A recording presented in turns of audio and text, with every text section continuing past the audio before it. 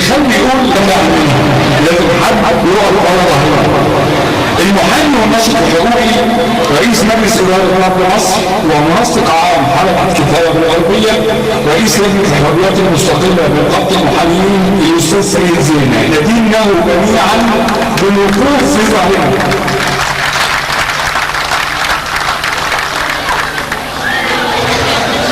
السلام عليكم ورحمة الله وبركاته.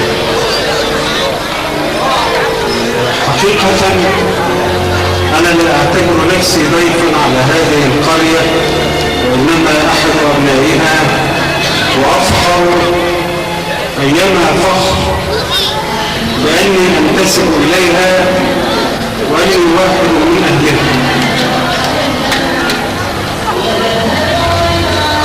بعد الحديث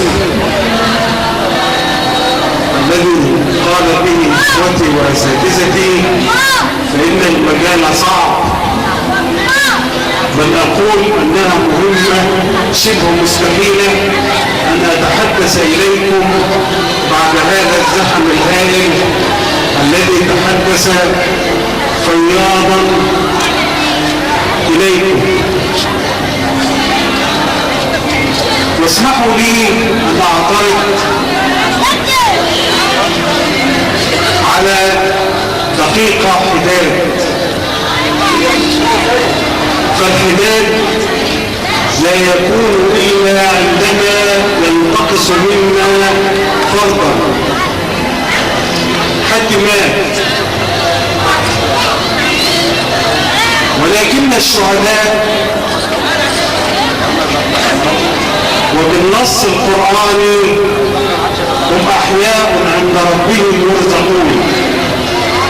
فإذا ما قال المولى سبحانه وتعالى أنهم أحياء فلا راد لقوله، ولا بد لنا أن ننصاع إلى هذا الأمر ونقول أنهم أحياء بيننا يرونا ونراهم، فهم الأبطال الذين رووا بدمائهم شجرة الحرية المصرية على امتداد تاريخ مصر، فلم تروى مصر إلا بدماء هؤلاء الشهداء. فهم أحياء عند ربهم يرزقون، فرحون بما آتاهم الله، فلا نقف عليهم ولا نترحم عليهم، وإنما كما علمنا سيد الخلق حتى الشهيد لا يغسل وإنما تغسله الملائكة. اسمحوا لي أن أبدأ حديثي بذلك وأكرر أنه إذا كانت ثمرتنا الكلام فإن الإنسان يعجز عن بعد حديث الشهيد محمد الهندي، وقد عرفناه وعرفناها وعرفنا كل الشهداء الذين وقفوا وقفة صلبة لنعيش نحن، وبلا شك كلنا يأمل أن يكون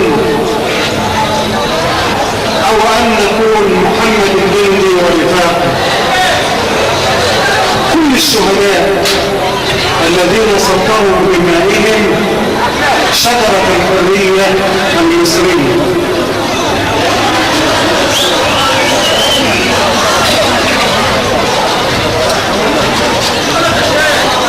ونجد وليالي العجب العجاب أن يصدر النائب المعين، ولا أقول نائبا عاما ولا خاصا ولا ملاكي، بل أقول أنه معين ولو قرأنا تاريخ مصر كلها لما وجدنا في عصر من العصور أن هناك نائب عين بمثل هذه الطريقة،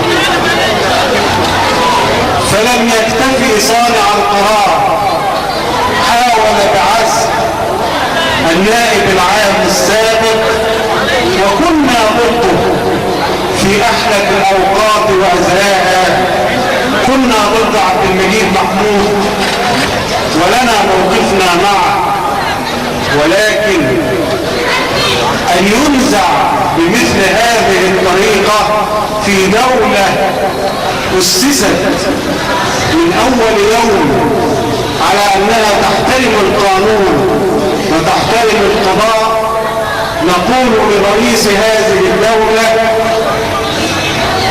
الذي يقول دائما ويتباهى أنه احتكم إلى الصناديق والصناديق هي التي أتت به، نقول له كفاك خرقا للقانون، كفاك خرقا للقضاء، كفاك تسييسا، كفاك إمعانا في تلبية متطلبات المرشد العام الذي يعطيك الأمر فتنفذه طواعية واختيارا بعد أن تقبل الرأس وتقبل الأيادي ولا أتجاوز حدودي إذا ما قلت ذلك. كفاك هذا. فكنا نأمل منك أن تدخل التاريخ من أرحب وأوسع أبوابه، ولكنك للأسف دخلت التاريخ من أول لحظة بمساوئ عدت وللأسف أبطلها القضاء كلها، من أول دعوتك لمجلس الشعب منحل، من أول موافقتك على حصار المحكمة الدستورية وهي خامس محكمة على مستوى العالم، ووقفت المحاكم الدستورية في العالم أجمع لتندد بذلك القرار وتندد بذلك الحصار، وأنت راض وساكت، بل وأنت المحرر. ولا أقول هذا من عندياتي إخوتي الأفاضل، فإني لا أشك لحظة أن محكمة التاريخ ستتهمه بأنه المحرر الأول لكل ما يجرى من خرق للقانون ودهسا للقضاء من تحصيله لأعماله في مواجهة القضاء. كنا بنقول الحصانة القضائية، حصانة السلطة القضائية، لأن عندما أختلف معه في أمر من الأمور فلا باب أمامي ألد منه إلا باب القضاء، أحتكم إليه فيقول أنت صح أو خطأ. أما أن يحصل قرار أو عمل من الأعمال ضد القضاء فهذا هو الاستبداد. وكنا نرضى بك ألا تكون مستبدا سواء برأيك أو بفعلك، وقد ثبت لك أن من أحاطك بالرأي القانوني ثبت فشله، وثبتت أنه على الرغم من حديثه المتشدد ثبت خطأه وفشله في كل شيء، وأنت لا تتعظ يا رئيس مصر. كنت نحتكم للصناديق ونحن جميعا نعلم كيف أتت الصناديق وكيف نصبت، لعله من الأسرار التي يعلمها أنه قال على خلاف الرؤساء جميعا أني لن أقسم في المحكمة الدستورية، فأصرت أهالي الجبالي ومن هم معه على أن لابد أن يقسم أمام المحكمة الدستورية، فقبل خانعا وقال سأقسم ولكن دون الظهور في أجهزة الإعلام، فأصروا على أن يظهر القسم في وسائل الإعلام، ومن يومها وهو يبين النية إلى أن أطاع بمن أطاع وأبقى من أبقى. ليست هذه مسؤولية الرئيس وسط أهله وعشيرته، ويأتي النائب المعين ويا لها من صدمة لكل ثوار مصر ولكل أحرار مصر أن يصدر قراره بضبط وإحضار شباب الثورة الذين قادوا ورؤوسهم على أكفهم ليقولوا كلمة الحق في وجه سلطان جائر، ونزعوا حسن مبارك على كرسيه ومن معه.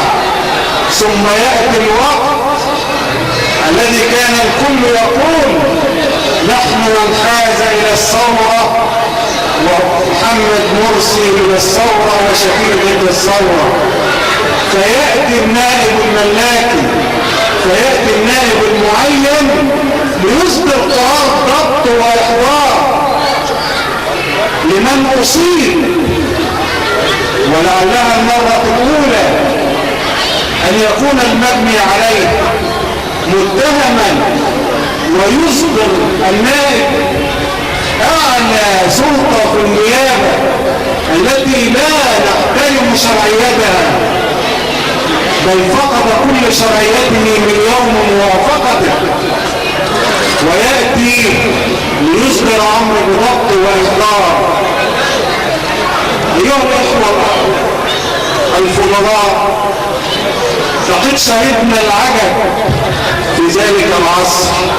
ثوار المحلة لاموا، وأنا كنت حاضر اللي شرف الحضور في التحقيق مع رئيس النيابة في طنطا بعد ما دوخونا، وبدأت التحقيقات الساعة 1 بالليل. عارفين كان ايه من الاتهامات اللي بتوجهها للشباب؟ ولد شاب في ثانوي طالع من الدرس ماشي قدام الاسم اول فيتقبض عليه. كان من ضمن الاتهامات 8 اتهامات. رئيس النيابه كان بيضحك ويقول له يا ابني اختار، انا مش هزود عن ال8. وكان الضحك كان من ضمن الاتهام. كلنا ضحكنا على الشخص الذي تجرأ وجسر أن يقدم هذا الشاب وأمثاله بتهمة اتهام، يقوم يقول له من ضمن الاتهامات في 4 مخبرين انت قبضت عليهم، انت خطفتهم وديتهم فين؟ خطفتهم وديتهم فين؟ ثم يأتي تحريات المباحث الساعة 3 الفجر واحنا قاعدين، فيفتح الظرف رئيس النيابة ويقول ابشر قيس يا عم، لقوا ال4 المخبرين لقاهم سلام محدش مسهم، فاتبسط وهيص. خلاص حصل هذا مع شباب نعرفهم ومنهم من نعرفهم لأول مرة، وهذه الاتهامات اتهم بغلط الطرق وحرق مجلس المدينة وحرق الاسم والكلام ده كله. ولد من الشباب اللي انا كنت حاضر معاه بقى قاعد يتقفل من البلد، قلت له قلع لك الجاكيت علشان تلبسها عشان تتدفى. الواد مش عارف يتكلم، اللي متوجه له اي حته كده. خطف 4 مخبرين. هل هذا هو العدل؟ هل هذا هو العصر؟ يا سادة، نحن نعيش في أحلك اللحظات. دستور يصنع بليل يقعد الناس 48 ساعة متواصلين، ونحن لا نعترف بشرعية هذا الدستور، لا نقولها من عندياتنا إنما بمحض القانون. في الاستفتاءات في الانتخابات نص الحاضرين زائد واحد. في الاستفتاء ده حسب الكلام اللي هم بيقولوه أن يكون نصف الشعب زائد واحد. هل نصف الشعب زائد واحد هو اللي استفتى على الدستور؟ اقروا النسبة هتلاقوا النسبة كلام فارغ، اللي طلع وقال نعم أو لا أو اللي حضر والكلام ده كله. فهذا اللي ويضحكوا علينا بيحسبونا هيك. ما هو اللي قبل كده احمد نظيف يقول الشعب مش مؤهل. لا، احنا مؤهلين. حكوا علينا يقول ده احنا هندعو الناس ونقعد نقول الدستور هنعدل فيه ما خلاص هتعدل ايه الدستور؟ انا ارجو اسمحوا لي الكلام، انا عايز اتكلم كتير وعايز اقول كتير، لان انا في وسط اهلي وفي وسط اخواتي وفي وسط ابنائي وانا بتكلم، انما انا مش قادر اطول عشان نسمع من باقي اللي موجود. انا اسف. لا يبقى دماغنا احنا جبتنا نقعد نسمع. الله يكرمك. اشكركم والسلام عليكم ورحمه الله وبركاته.